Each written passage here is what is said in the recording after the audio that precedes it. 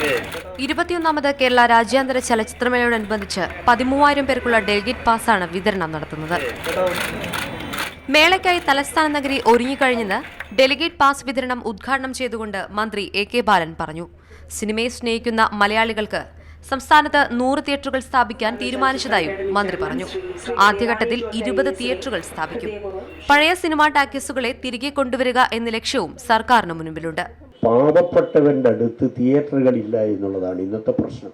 ഇത് മനസ്സിലാക്കി ഒരു 100 തിയേറ്ററെങ്കിലും സെമി അർബൻ ഗ്രാമപ്രദേശങ്ങളിൽ എത്തിക്കുന്നതിനുള്ള നടപടി ഗവൺമെന്റ് ആലോചിക്കുകയാണ്. ഇത്തവണത്തെ മേള ഭിന്നലിംഗക്കാർക്ക് കൂടുതൽ പ്രാധാന്യം നൽകുന്ന ഒന്നാണ്. ഇവർക്കുള്ള പാസ് വിതരണം നടി മഞ്ജു വാര്യർ ആക്ടിവിസ്റ്റ് ശീതൾ ശ്യാമിന് നൽകി നിർവഹിച്ചു. ലോകത്തിന് തന്നെ അഭിമാനമായ കേരളത്തിന്റെ രാജ്യാന്തര ചലച്ചിത്രമേളയുടെ ഭാഗമാകാൻ സാധിച്ചതിൽ ഏറെ സന്തോഷമുണ്ടെന്ന് നടി മഞ്ജു വാര്യർ.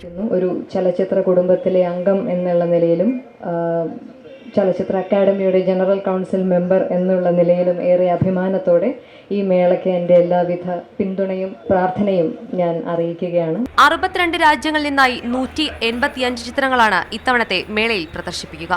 പാർട്ടിങ്ങാണ് ഉദ്ഘാടന ചിത്രം. മികച്ച സിനിമയ്ക്ക് തന്നെയാകും ഇത്തവണത്തെ മേള സാക്ഷ്യം വഹിക്കുക എന്ന് ചലച്ചിത്രമേളയ്ക്ക് മുന്നോടിയായി നടത്തിയ വാർത്താ സമ്മേളനത്തിൽ സംവിധായകൻ കമൽ പറഞ്ഞു. മാതൃഭൂമി ന്യൂസ്, തിരുവനന്തപുരം.